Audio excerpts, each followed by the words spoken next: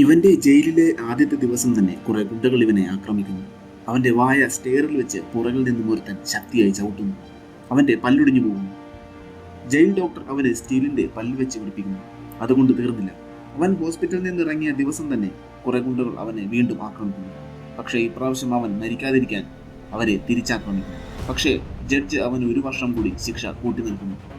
അവൻ ജഡ്ജുമായി തർക്കിക്കുന്നു. അവനെ ഒരാഴ്ച സോളിറ്ററി കൺഫൈൻമെന്റിൽ വെക്കുന്നു. എല്ലാവരും തന്നെ ടാർഗറ്റ് ചെയ്യുന്നത് എന്തിനാണെന്ന് അവന് മനസ്സിലാകുന്നില്ല. ഇനി ഈ ജയിലിൽ നിന്ന് രക്ഷിക്കുവാൻ അവന്റെ സഹോദരൻ മാത്രമേ ഉള്ളൂ. ഒരിക്കൽ അവന്റെ അമ്മ അവനെ കാണാൻ വരുന്നു. അവനെ ജയിലിൽ നിന്നിറക്കാൻ വക്കീലിന് പണം നൽകാൻ തന്റെ കയ്യിൽ ഒന്നുമില്ല എന്ന് അവർ പറയുന്നു. അവന്റെ സഹോദരനും പണം നൽകാൻ തയ്യാറായിരുന്നു. അവന് അന്നും മനസ്സിലാകുന്നു തന്നെ രക്ഷിക്കാൻ ആരുമില്ല, തനിക്ക് ജീവിക്കണമെങ്കിൽ പോരാടണമെന്ന്. അന്ന് തൊട്ട് അവൻ എല്ലാ ദിവസവും വർക്കൗട്ട് ചെയ്യാൻ തുടങ്ങി. ഒരു ദിവസം ഒരുത്തിന്റെ വായിൽ നിന്നും മനസ്സിലാക്കുന്നു തന്നെ കൊല്ലാൻ $20,000 തന്റെ സഹോദരൻ അവന് നൽകിയത്. ഇത് കേട്ടതും അവൻ ഷോക്കായി പോകും. തന്റെ സഹോദരന് വേണ്ടിയാണ് അവൻ ജയിലിൽ കയറിയത്. എന്നിട്ട് അവൻ തന്നെ കൊല്ലാൻ നോക്കുന്നു. അവൻ ആ ജയിലിൽ നിന്നും രക്ഷപ്പെട്ട് സഹോദരനോട് പകരം വീട്ടാൻ തീരുമാനിക്കുന്നു.